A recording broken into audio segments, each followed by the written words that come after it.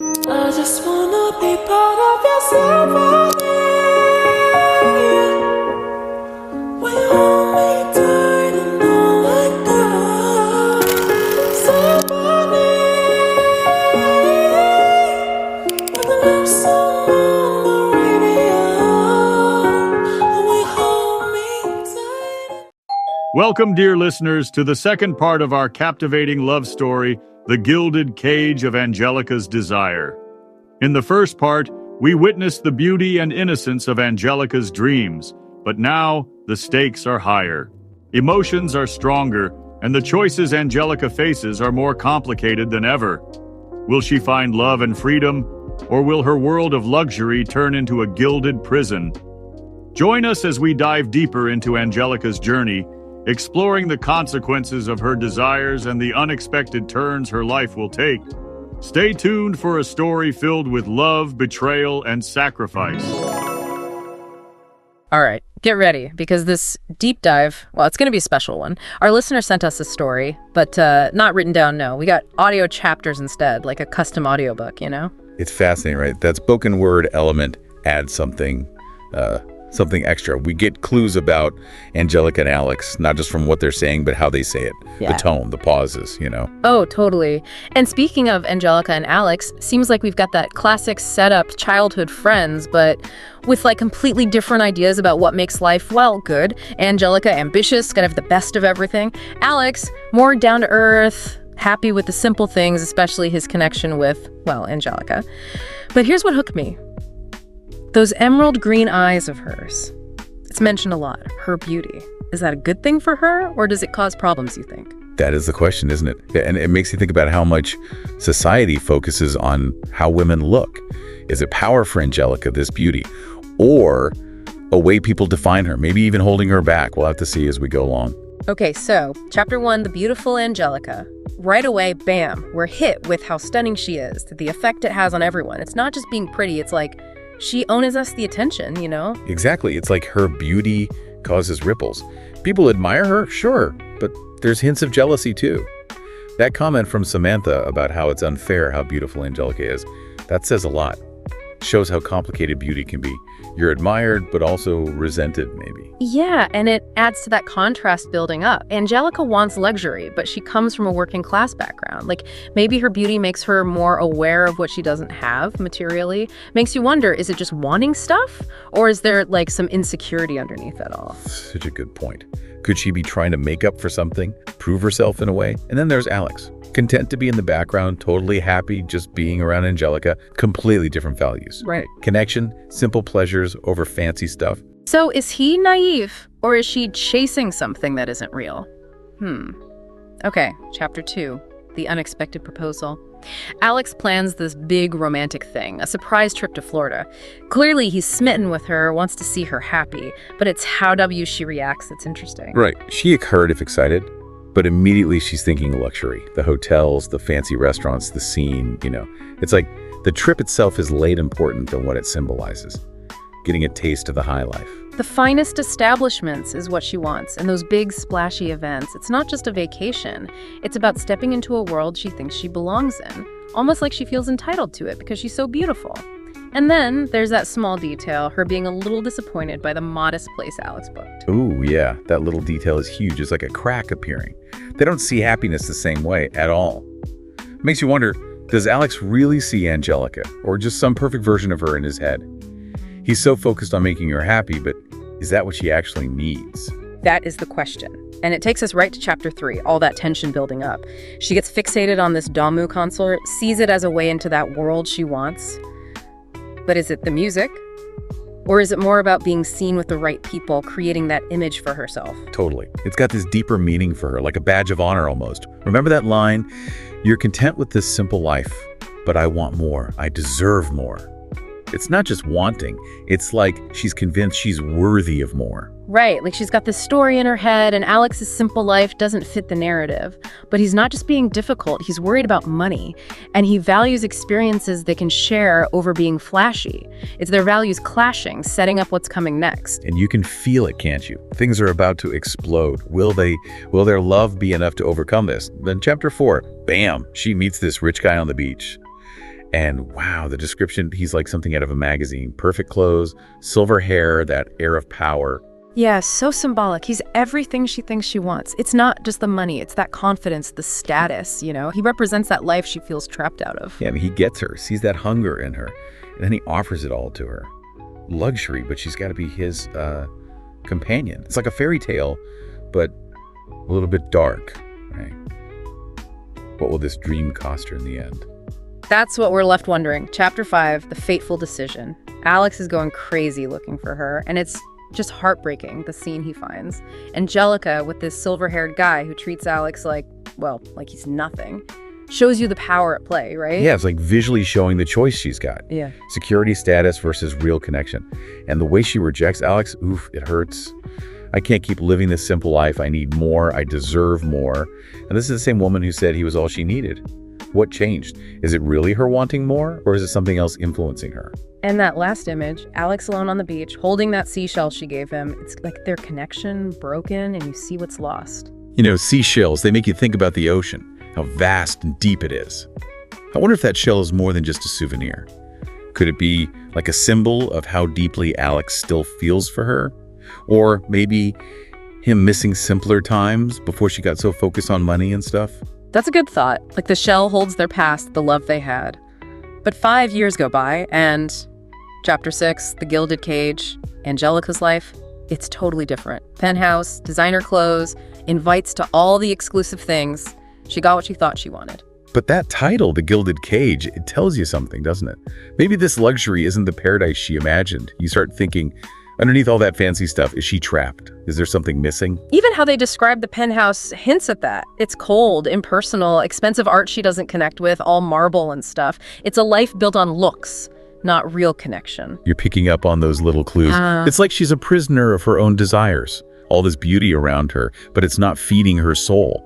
Did she trade one cage for another, you think? And her husband, man, he's so possessive, it's almost scary. He wants to own her, not love her. Like, she's just another beautiful thing he's collected. You're right, it raises a question. Is she objectified in a different way now? Trying to be in control, powerful, but maybe she's more controlled than ever before. It's a chilling thought. Makes you wonder, is she starting to see through it all, this fancy life? Let's see what happens next. Do you think she stays in this gilded cage? Right. Or will she want something more, something real? And then we get to Chapter 7, and it switches to Alex, his point of view, and it's like night and day compared to Angelica's world. Is life simple, but you can tell losing her, it still hurts. Little things set him off, you know? That seashell she gave him, a picture of her tucked away. Yeah, his memories, they're happy, but there's this sadness mixed in. That regret, wondering if things could have gone differently. Like, could he have given her what she wanted somehow? But here's the thing, even though his heart's broken, there's peace in how he lives now. He's found a different kind of happiness, the kind you get from simple things, real connections. It's like he's content without needing all that validation from the outside that Angelica seems to crave. But can you blame her? I mean, everywhere you look, it's all success means money and stuff. It's easy to get tricked into thinking that's where happiness is. So true, that societal pressure is huge.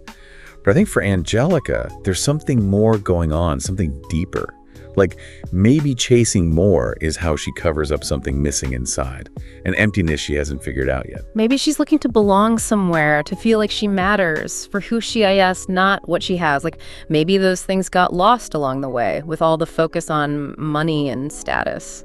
What's interesting is even though it's Angelica's story, Alex's side is important too. He's like another way to be in the world, inner peace, real connection, that's what matters, not fancy cars and stuff. It's like he's saying no to that message everyone pushes, that more is always better. He reminds you that you can be happy right now, just appreciating what you've got instead of always wanting more. You know, it reminds me of this idea of enoughness, like realizing you have enough, you are enough just as you are. It's powerful going against all that pressure to achieve buy. Exactly. It's looking inside yourself for that feeling of being complete, not from things you own. And that ties back to Angelica, doesn't it? Yeah. Maybe what she's really searching for is that enoughness within herself, not from stuff she buys. Makes you wonder, can she find that in her life now, or does she need to blow it all up, escape that golden cage? Chapter 8, The Weight of Choices. She's struggling with that, big time. You can see the cracks in her perfect life getting bigger. The parties are empty, keeping up appearances is exhausting, and she's not happy. Not really. The imagery, it's strong there. It's like the glitter's coming off, showing how hollow it all is underneath. You see her breakdown, crying, holding that seashell. You can feel it. All her choices, they're like a weight crushing her. She's facing the truth. This life, it's not what she wanted. It's such a raw moment, you know? You can sense the regret, how much she misses something real. But here's the thing, she doesn't run back to Alex. It's not that easy. Right. She's changed, and so is he. Even if they did get back together, it wouldn't be like hitting rewind. It's complicated, right? Some choices, once you make them, you can't just undo them. But that doesn't mean there's no hope for Angelica. In Chapter 9, Bittersweet Realizations, she's starting to wake up. It's slow and it hurts, but you see a spark in her, like she's ready to fight for something better. It's full of these little things that seem to be pushing her in the right direction. A guy at a party who looks like Alex, a happy couple on the beach, a news report about Alex doing charity work.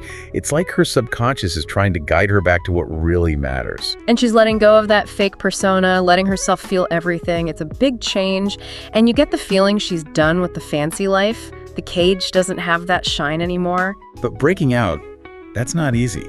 She needs guts, self-awareness, and to be okay with not knowing what's next. So here's the big question. Can she do it? Can she find the strength to get out and find real happiness, a life that's actually fulfilling? It makes you keep thinking about it, even after the story's over. What do you think, listener? Will Angelica find her way back to a life that feeds her soul? And how would she even do that? You know, this whole deep dive, it's really got me thinking about the choices we make and how they shape us. It reminds you that being happy isn't about chasing things. It's about that peace inside, that feeling of being complete. And sometimes you gotta let go of what's holding you back, even if it means getting uncomfortable, facing the unknown. Absolutely. It's about having the guts to be yourself, even when it's hard. And I think there's a message here for all of us. Whether we're stuck in our own fancy cage or just looking for more meaning in life, it's never too late to look at our choices and change course. Totally agree.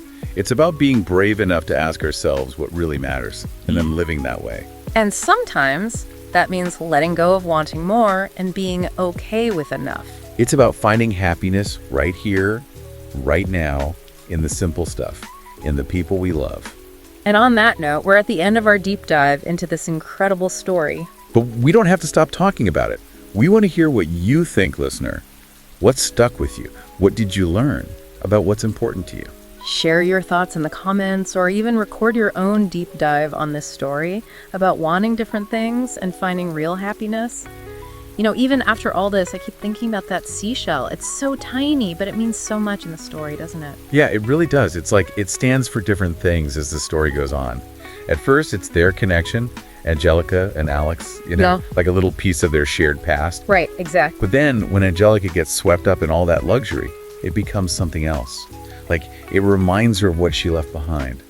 That simpler happiness, the real kind. And for Alex? For him, it's almost like, it's like a symbol of his love for her, how strong it still is. He holds on to it, like he's holding on to the memory of them, even though she's gone. It's powerful stuff. It is. And it makes you think about, longing for things you've lost. Missing a time when things were easier. Love felt purer. I think a lot of people feel that way, This world, it's always telling us to want more. Got to be successful, got to have all the things. But sometimes chasing all that makes you forget what really matters. Yeah, you get blinded by the shiny stuff and you forget about real connections, having a purpose, the simple things that make you happy. And it's often only when you lose something or you're disappointed that you start to see what's truly important. It's true. Like you need to go through some tough times to appreciate the good ones. And, I think that's where Angelica is now. She's realizing her fancy life isn't all it's cracked up to be. She's starting to want something more, something real. But the question is, will she be brave enough to go after it? That's the big question, isn't it? It is. And even if she decides to change things, what then? Will she try to get Alex back? Or will she start a whole new life, one that fits who she is now, what she believes in? It's interesting to think about. I think that's what makes this story so good. It doesn't give you all the answers. It makes you think about what might happen, the different paths Angelica could take. And when you do that, you start thinking about your own new life, the choices you've made, and what happiness means to you. What about you, listener? What part of this story stuck with you? What did it make you think about in terms of your own life, the things you want to achieve? We'd love to hear your thoughts. Keep this conversation going. Remember, we're not just picking apart a story here. We're using it to help us understand ourselves better. So as we leave you with that image of the seashell, that symbol of connection and loss and longing, we want you to think about this. What's truly important to you? What makes you happy? And are you living in a way that reflects those things? And if not, what can you change? How can you create a life that feels more real, more meaningful, more you? We hope this deep dive has given you some things to think about, and maybe even inspired you to create a life that's full of real happiness and purpose. Until next time, keep exploring, keep asking questions, and keep diving deep.